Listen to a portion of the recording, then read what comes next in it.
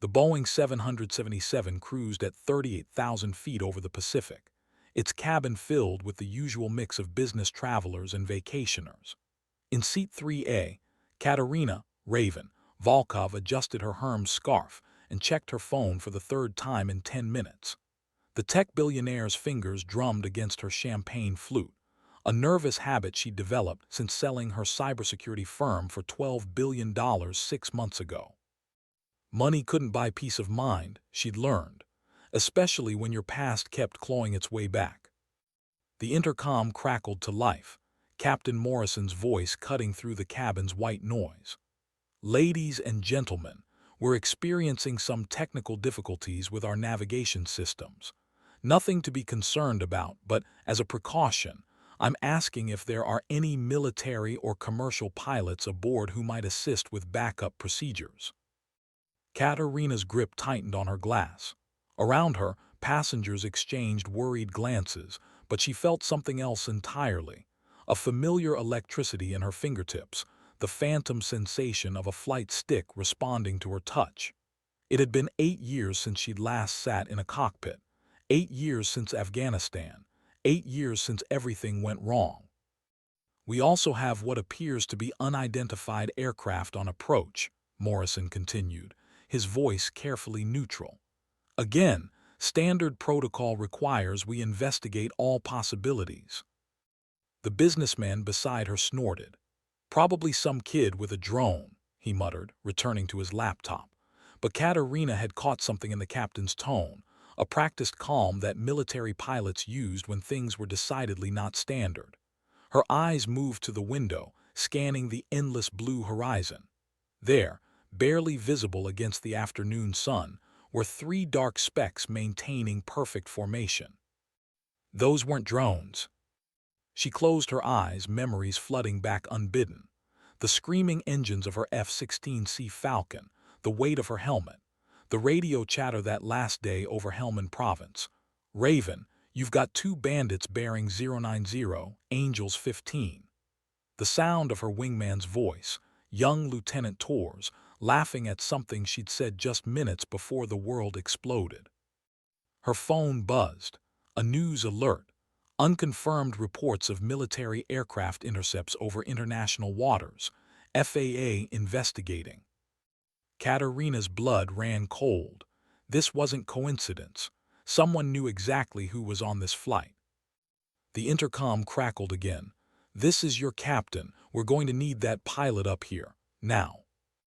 Around her, passengers were beginning to panic, but Katerina Volkov, call sign Raven, former United States Air Force, 127 combat missions, 3 air-to-air kills, unbuckled her seatbelt and stood. The woman who'd built an empire from nothing was about to remember why they'd once called her the ghost of Kandahar. The war, it seemed, had finally come home. Commercial aviation was child's play compared to threading an F-16 through Taliban missile fire, but Katerina's hands trembled slightly as she made her way toward the cockpit. The flight attendant, Jessica, according to her nameplate, looked skeptical when she announced her intention to help. "Ma'am, I appreciate the offer, but this really requires professional." 12 years, United States Air Force. Katerina's voice carried the quiet authority that had once commanded squadrons. "Call sign Raven. Captain Morrison requested assistance." Jessica's expression shifted from doubt to relief. She knocked on the reinforced cockpit door, speaking urgently into her headset. Moments later, the door clicked open, revealing Captain Morrison, a weathered man in his 50s with concerned eyes, and his co-pilot, a younger woman who looked barely old enough to drive. "You're our military pilot?" Morrison asked, his gaze taking in her expensive clothes and jewelry. "Former," Katerina corrected, settling into the jump seat behind them. Her eyes immediately went to the instrument panel, muscle memory interpreting the maze of gauges and displays. "What's our situation?" 3 aircraft, military configuration, shadowing us for the past 20 minutes, the co-pilot reported. "They're not responding to radio calls, and they're definitely not on any flight plan." Through the cockpit windows, Katerina could now clearly see their escorts, sleek, angular fighters she didn't recognize. Not American, not Russian, something newer, more advanced. Her tactical mind automatically began calculating intercept angles and escape vectors, even as her civilian brain screamed that this couldn't be happening. "Have you tried emergency frequencies?" she asked. Morrison nodded grimly. "Nothing, but there's more." He handed her a tablet displaying their flight path. "Look at this." Their route had been subtly altered over the past hour, small course corrections that individually seemed insignificant, but collectively were steering them toward a specific coordinate in the middle of nowhere. Someone was herding them like cattle. GPS spoofing, Katerina realized. Someone's feeding false navigation data to your systems. Her fingers moved instinctively toward where her flight controls should be, finding only empty air. The feeling of helplessness was suffocating. "We need to go manual navigation, dead reckoning from known waypoints." As Morrison began switching to backup systems, Katerina studied the escort formation. Professional, disciplined. Whoever was flying those fighters knew exactly what they were doing. This wasn't some rogue operation or terrorist attack. This was military precision with unlimited resources. The radio burst to life with a woman's voice, crisp and accented. "Lufthansa 441, adjust heading to 070. Descend to flight level 280. You will not deviate from this instruction." Not Lufthansa, they were united. Someone was broadcasting on their frequency, using the wrong flight identifier. A psyop designed to create confusion among air traffic control. Katerina felt the familiar cold focus descending, the same mental state that had kept her alive through 127 combat missions. The scared civilian was disappearing, replaced by the warrior she'd tried so hard to bury. The sky had always been her battlefield. Today, it seemed, she was going back to war. Captain Morrison's knuckles were white against the yoke as the mysterious voice repeated its instructions. "Lufthansa 441, you have 30 seconds to comply, or we will take corrective action." "We're not Lufthansa 441, Morrison transmitted back. "This is United Airlines Flight 328, civilian aircraft with 247 souls on board. Please identify yourself." Silence. Katerina watched the escort fighters through the side windows, noting how they'd shifted into an attack formation. Her mind automatically calculated their capabilities. Likely supersonic interceptors, probably carrying both air-to-air missiles and cannons. Against an unarmed commercial airliner, they might as well be flying a death sentence. "They're going to force us down," she said quietly. "The question is where and why." The co-pilot, her nameplate read Lieutenant Sarah Chen, which made Katerina wonder if she was former military too, was monitoring their fuel status. "We've got about 4 hours remaining at current consumption, if they're planning to divert us somewhere specific." "Then they know exactly how far they can push us," Katerina finished. She studied the navigation display, her tactical mind working through possibilities. "Show me shipping lanes, military installations, anything within our fuel range that could support an aircraft this size." Morrison pulled up additional charts while Chen worked the radio, trying to raise air traffic control on alternate frequencies. But Katerina was already seeing the pattern. They were being pushed away from commercial shipping routes, away from military patrols, into a dead zone where no one would witness whatever came next. Her phone, she'd forgotten she still had it, buzzed with an encrypted message from an unknown number. "The ghost of Kandahar flies again. We've waited a long time for this reunion, Major Volkov." The blood drained from her face. Only a handful of people knew that call sign. Most of them were dead. "Ma'am," Chen had noticed her reaction. "What is it?" Katerina looked at the message again, her combat instincts screaming danger. Someone had orchestrated this entire situation specifically to get her airborne and vulnerable. The question was whether they wanted her captured or simply wanted to finish what had started 8 years ago in the mountains of Afghanistan. She deleted the message and looked up at Morrison. "Captain, I need you to understand something. This isn't random. Someone specifically wanted me on this aircraft, probably knew my travel plans in advance."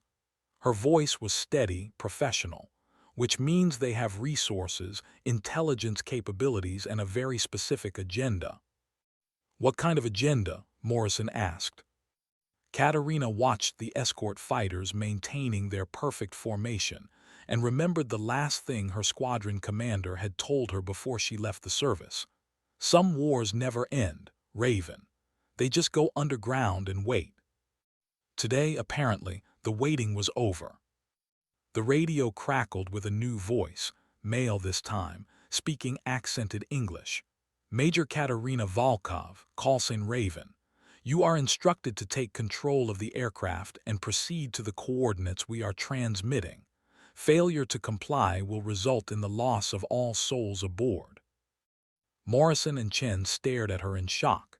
In the cabin behind them, passengers were beginning to notice the aircraft's subtle course changes, the way the escort fighters had moved closer. Cell phone cameras were undoubtedly recording everything, but at this altitude and distance from land, there would be no live streaming, no social media alerts. They were effectively invisible to the world below. "How do they know you?" Morrison whispered. Katerina's hands found the emergency frequency controls. She'd been out of the service for 8 years, but some things you never forgot. "Because I killed their friends," she said simply, "and now they want to return the favor." She began transmitting on the international distress frequency, knowing it was probably futile but following protocol anyway. "Mayday, Mayday. This is United Flight 328, squawking 7700. We are being escorted by unidentified military aircraft and have been threatened with destruction. Our position is approximately 700 nautical miles west of." The transmission was cut off by powerful jamming. Static filled every frequency they tried. Chen was rapidly calculating their options. "We could try an emergency descent, get below their intercept ceiling." "They'd shoot us down before we lost 5,000 feet, Katerina interrupted. "These aren't amateurs. They've planned this operation down to the last detail." She studied the coordinates they'd been given, cross-referencing them with known geography. "There," she pointed to a spot on the Pacific chart. "Private airfield, probably modified to handle commercial traffic. Someone's built themselves a very expensive trap." The escort formation tightened, and Katerina could see the lead aircraft clearly now. A modified F-35 variant she didn't recognize, with unusual wing configurations and sensor arrays. Someone had serious military hardware and the expertise to modify it. Morrison made the decision that would haunt him for the rest of his life. "Take the controls, Major. Get us out of this alive." As Katerina's hands closed around the yoke for the first time in 8 years, muscle memory and instinct merged with cold determination. The frightened billionaire was gone. The ghost of Kandahar was back. But this time, she had 247 innocent lives depending on her. The moment Katerina's hands touched the controls, 8 years melted away like morning frost. The Boeing 777 responded differently than her beloved F-16, heavier, less agile, like flying a city bus instead of a sports car, but the fundamental physics remained unchanged. Lift, thrust, drag, and weight. The four forces that had defined her life for over a decade. "I need complete situational awareness," she told Morrison without taking her eyes off the instruments. "Fuel status, weather ahead, any emergency airfields within range, and get me a passenger manifest." Chen was already pulling up the data. Fuel remaining, 3 hours 47 minutes at current consumption. Weather clear for the next 200 miles, then we hit a storm system. As for emergency fields, she paused, studying the charts. There's a military installation on Wake Island, but that's almost at our fuel limit. Passenger manifest is coming through now, Morrison added, handing her a tablet. Wait, there are some interesting names here. Senator Richardson's chief of staff, 2 Pentagon contractors, a Chinese trade delegate. His voice trailed off as he realized the implications. Katerina scanned the list while maintaining their heading.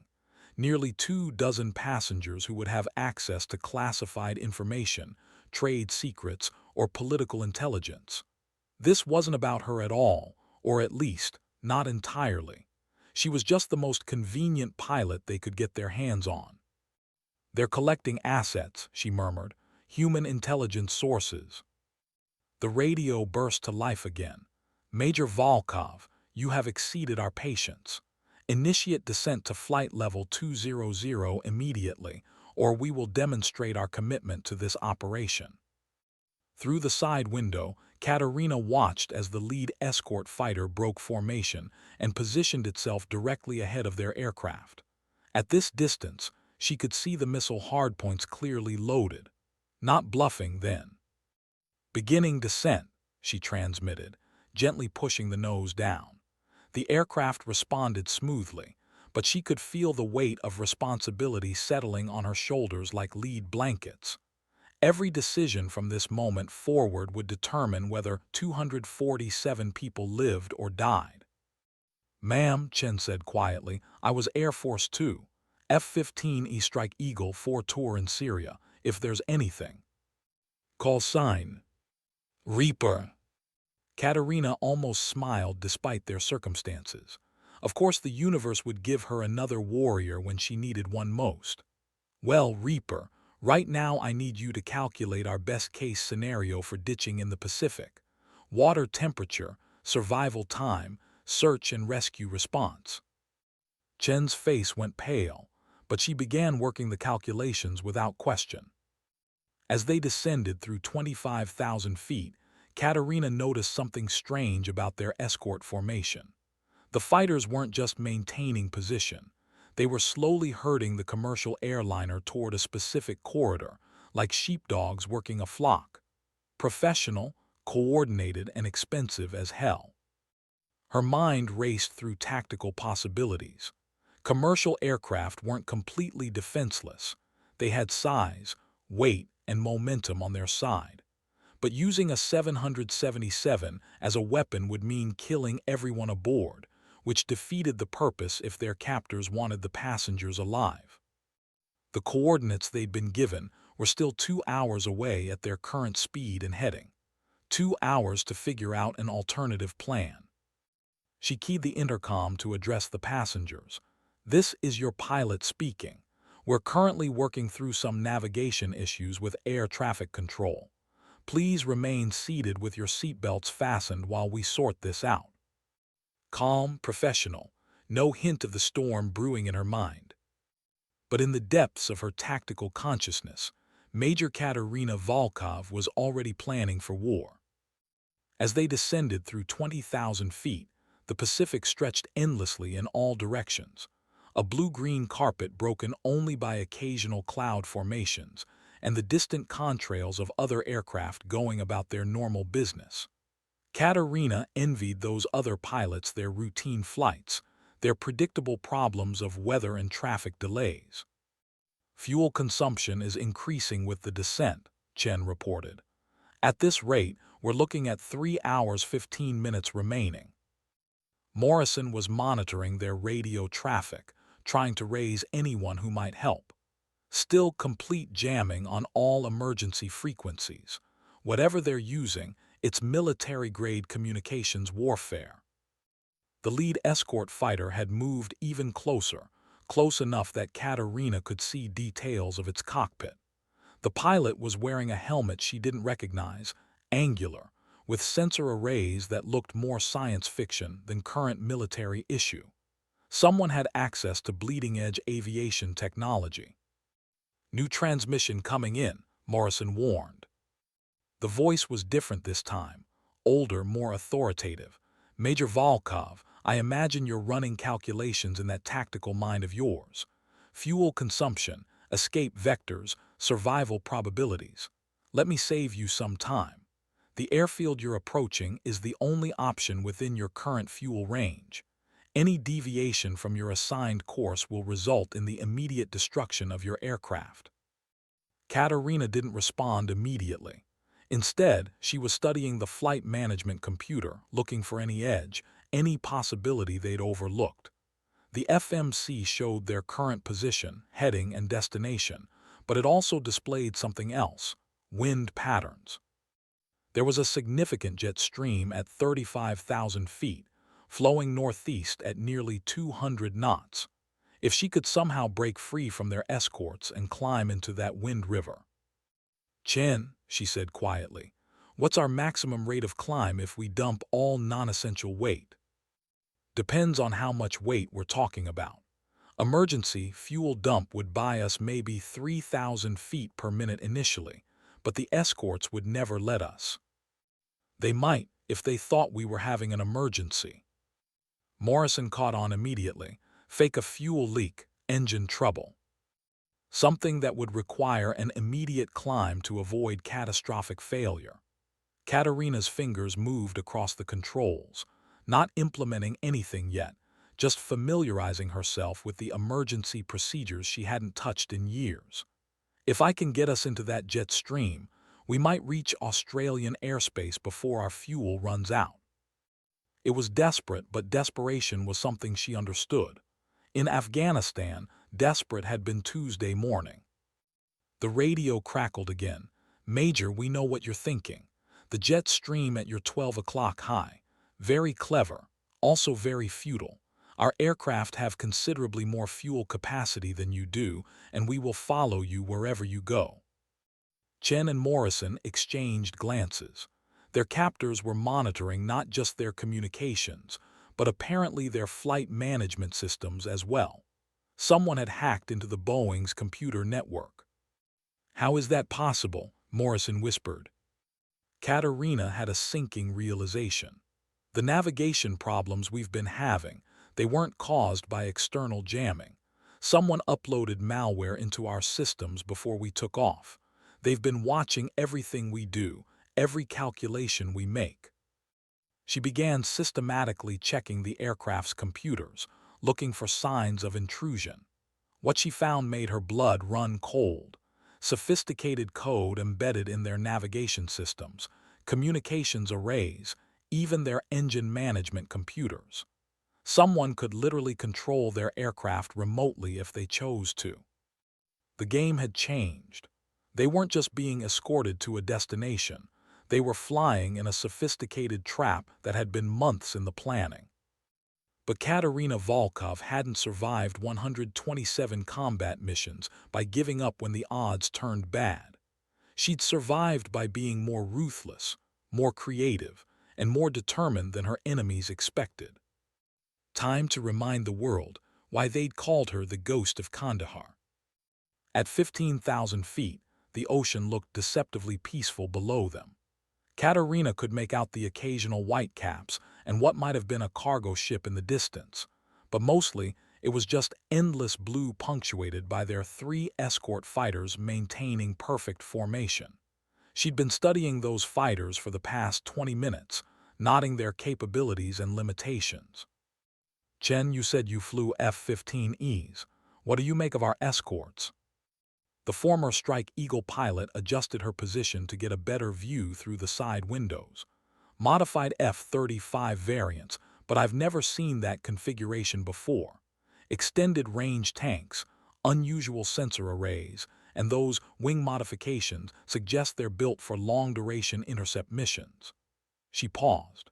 "Whoever's behind this has serious money and access to restricted military technology." Morrison was working through emergency checklists, trying to find procedures that might apply to their unprecedented situation. "I've been flying commercial for 23 years, he said grimly. "Dealt with hijackers, mechanical failures, even a bird strike that took out both engines. But this is warfare." The radio crackled with another transmission. "Major Volkov, your reputation suggested you might attempt something creative by now. We're disappointed by your compliance." Katerina smiled coldly and keyed the transmit button for the first time since taking control. "This is Major Katerina Volkov, United States Air Force, retired. You have illegally intercepted a civilian aircraft and threatened the lives of 247 innocent people. Identify yourself and state your intentions." Silence for almost 30 seconds. Then, still the same arrogant American pilot, "Very well, you may call me Colonel Kozlov. As for our intentions, they will become clear once you reach your destination. Continue on your assigned heading." Kozlov. Katerina felt ice form in her stomach. She knew that name from classified briefings, intelligence reports that had haunted her nightmares for years. If Dmitry Kozlov was behind this, then everyone on this aircraft was already dead. They just hadn't stopped breathing yet. Chen noticed her reaction. "Ma'am, you recognize the name." Colonel Dmitry Kozlov, former Russian Aerospace Forces, presumed killed in action over Syria 3 years ago. Katerina's voice was steady, but her hands tightened on the controls. He was also the squadron commander responsible for shooting down Lieutenant Tors. The cockpit went silent except for the steady thrum of the engines. Morrison and Chen exchanged glances, beginning to understand that this was far more personal than a simple aircraft hijacking. "Tors was your wingman," Chen said quietly. "It wasn't a question." He was 22 years old, 3 weeks from going home to his girlfriend in Colorado. Katerina stared ahead at the lead escort fighter, imagining Kozlov's face behind that angular helmet. The engagement was supposed to be routine reconnaissance. Instead, we flew into the most sophisticated ambush I'd ever seen. Military-grade surface-to-air missiles, electronic warfare, the whole package. She'd never talked about that day, not to the Air Force investigators, not to the therapists the VA had insisted she see, not even to herself in the dark hours when sleep wouldn't come. But 38,000 feet above the Pacific, with 247 lives depending on her, the words came easily. "I got Tors out of the kill zone, but his aircraft was severely damaged. He was trying to nurse it back to base when Kozlov's MiG came out of nowhere." The memory was crystal clear, preserved in perfect detail by trauma and guilt. Single missile, proximity detonation. Tors didn't even have time to eject. Chen reached over and briefly touched her shoulder. "That's not on you, ma'am." "Isn't it?" Katerina's laugh was bitter. "Because 3 weeks later, I received intelligence that Kozlov had been specifically hunting American pilots, using our own communication protocols against us. If I'd been better, faster, smarter—" "You'd have been killed too," Morrison interrupted. "And those 247 people in the cabin would be facing this alone." The radio burst to life again, Kozlov's voice carrying a note of amusement. "Still blaming yourself for the boy's death, Major. How touchingly American. Don't worry, you'll have plenty of time to discuss it once you land." Katerina keyed the transmit button, her voice cold as winter steel. "Looking forward to it, Colonel. It's been a long time coming." But as she spoke, her free hand was quietly accessing the aircraft's emergency systems, preparing for the most desperate gamble of her life. The fuel dump valves responded to her touch like old friends. Katerina had memorized the emergency procedures for dozens of aircraft types during her military service, and while she'd never actually performed a fuel dump on a commercial airliner, the physics were the same. Reduce weight, increase performance, buy yourself options. "Chen, I need you to monitor our escorts very carefully," she said quietly. "When I give the word, I want you to watch for any change in their formation or behavior." "Ma'am, if you're planning what I think you're planning, then you know it's our only shot." Katerina's fingers hovered over the controls. Once she committed to this course of action, there would be no going back.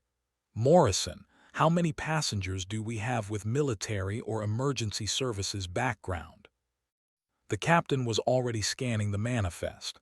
At least a dozen veterans, 3 off-duty police officers, 2 EMTs, and what looks like a retired Coast Guard rescue swimmer.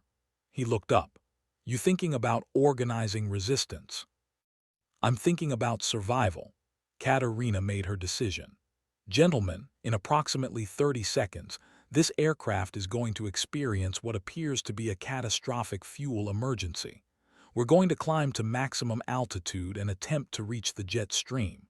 Our escorts will either follow us up, which will stress their fuel reserves, or they'll assume we're going to crash and break off." "And if they don't break off?" Chen asked. "Then we improvise." Katerina's hand moved to the engine controls. "But first, we need to sell this performance." She keyed the intercom to address the passengers. "Ladies and gentlemen, this is your pilot. We're experiencing a fuel system malfunction that requires an immediate emergency climb. Please remain seated and prepare for a steep ascent." Then she opened the fuel dump valves and pushed the throttles to maximum power. The Boeing 777 leaped skyward like a startled bird, climbing at nearly 4,000 feet per minute as thousands of gallons of jet fuel streamed behind them in a visible plume. The sudden acceleration pressed everyone back into their seats, and Katerina could hear surprised exclamations from the passenger cabin. Through her headset she heard Kozlov's voice, sharp with concern. "What are you doing? Respond immediately." Instead of responding, she switched to the international emergency frequency and began transmitting in the clear. "Mayday, Mayday. This is United Flight 328 experiencing catastrophic fuel loss. Climbing to maximum altitude in attempt to reach nearest airfield. Current position." The escorts were following them up, but she could see they were struggling to match the 777's rate of climb while maintaining formation. Fuel-heavy fighters couldn't climb as efficiently as a rapidly lightening commercial aircraft, and she was betting that their modified F-35s had the same limitations. At 25,000 feet, still climbing, Katerina felt the first wisps of the jet stream beginning to push against their aircraft. The wind speed indicator was climbing steadily, 150 knots, 170, 200. "Fuel dump complete," Chen reported. "We've lightened the aircraft by approximately 40,000 pounds. "Engine parameters look good," Morrison added. "Whatever you're planning to do, now's the time." At 31,000 feet, Katerina leveled off and turned directly into the jet stream's core. The aircraft's ground speed jumped to over 700 knots, faster than the escorts could sustain without afterburners, which would drain their fuel reserves in minutes. For the first time in hours, she allowed herself to hope. But hope was a dangerous emotion in combat, and Katerina had learned long ago not to trust it. The jet stream carried them northeast at speeds that would have been impossible under normal circumstances. Katerina watched their ground track on the navigation display as they streaked across the Pacific at over 700 knots, the modified Boeing 777 behaving more like a fighter aircraft than a commercial airliner. Behind them, she could see 2 of their escorts struggling to keep pace, their afterburners glowing like orange stars against the deep blue sky. "Where's the third fighter?" Chen asked, scanning the horizon. That was the question that worried Katerina. Kozlov was too experienced to commit all his assets to a pursuit that might fail. The missing F-35 was either positioning for an intercept ahead of them, or— "He's climbing," Morrison reported, studying the radar display. "Higher altitude, probably trying to get above the jet stream where he can maintain better speed." Tactical thinking. If Kozlov couldn't catch them in the jet stream, he'd get above it and wait for them to descend back into normal flight levels. Meanwhile, his other 2 fighters would pressure them from behind, forcing them to maintain their current heading and altitude until their fuel ran critically low. It was a good plan. It was also exactly what Katerina would have done in his position. "Current fuel status?" she asked. 2 hours 37 minutes remaining, Chen replied. But that's assuming current consumption rates. If we have to leave the jet stream and resume normal flight, we'll be in Australian airspace in 90 minutes at this speed, Morrison calculated. If we can maintain this pace. The radio crackled with Kozlov's voice, no longer amused. Very impressive, Major. But you're only delaying the inevitable. Our fuel capacity far exceeds yours, and we know your destination options better than you do. Katerina didn't respond. Instead, she was studying the weather radar, noting a massive storm system building ahead of them. Towering cumulonimbus clouds that reached up to 50,000 feet, with internal winds that could tear an aircraft apart. Under normal circumstances, any sane pilot would divert around such a system. But these weren't normal circumstances. "That storm ahead," she said quietly to Chen and Morrison. "How thick is it? Can we punch through?" Morrison pulled up the weather data, his face grim. Approximately 200 miles across, severe turbulence, possible wind shear, embedded lightning. It would be suicide to attempt penetration. For a normal aircraft, yes. Katerina's mind was working through the physics. But we're not normal right now. We've dumped 40,000 pounds of weight, we're riding a 200-knot tailwind, and we have momentum on our side. Chen realized what she was suggesting. The escorts won't be able to follow us through that. The turbulence would be manageable for us, but fighters don't have our mass and stability. It's still incredibly dangerous, Morrison warned. Katerina looked at both of them, these strangers who'd become her crew in the space of a few hours. Morrison, the veteran commercial pilot who trusted her with his aircraft and his passengers. Chen, the former fighter pilot who understood the impossible calculations of aerial warfare. Good people caught in an impossible situation. "Gentlemen," she said finally, "I've been flying through impossible situations for most of my adult life. Sometimes the only way out is through." She banked the aircraft slightly left, pointing the nose directly at the heart of the storm. Behind them, she could see the escort fighters beginning to fall back as they realized her intentions. Kozlov's voice came over the radio one final time before they entered the storm. "You always were too stubborn for your own good, Major. But storms end, and when this one does, I'll be waiting." The first tendrils of cloud swept over their aircraft, and the world outside the windows disappeared into gray chaos. Inside the storm, the Boeing 777 bucked and rolled like a wild animal. Despite her preparation, Katerina found herself fighting the controls as wind shears tried to tear the aircraft apart. The turbulence was so severe that her vision blurred, and she could hear panicked voices from the passenger cabin even through the cockpit door. "Engine parameters still good," Chen reported through gritted teeth, her voice strained by the G-forces. "But we're taking a hell of a beating." Lightning flashed outside the windows, brief moments of brilliant white that illuminated towering walls of cloud on all sides. The aircraft's weather radar was useless in this environment. Too much interference, too many conflicting signals. They were flying blind through one of nature's most violent phenomena. Morrison was monitoring their structural integrity, watching for signs that the airframe might be approaching its limits. "We're still within acceptable parameters, but barely. How much longer until we're through this?" Katerina checked their position on the GPS, grateful that the satellite signal was still getting through the storm. "Another 8 minutes at current speed. The question is whether our passengers can handle 8 more minutes of this." As if summoned by her words, the intercom button began flashing. One of the flight attendants was trying to contact the cockpit. Morrison answered while Katerina continued fighting the turbulence. "Cockpit. Captain, we have multiple passengers with medical emergencies. Cardiac episodes, panic attacks, possible concussions from the turbulence. We need to get out of this storm." Morrison looked at Katerina, the question unspoken. She shook her head grimly. Going back now would mean flying directly into Kozlov's arms, and the colonel had already demonstrated he was willing to kill everyone aboard to achieve his objectives. "Tell them we're almost through," she said, "and ask if any of those military veterans want to help keep people calm." 5 more minutes of hellish turbulence.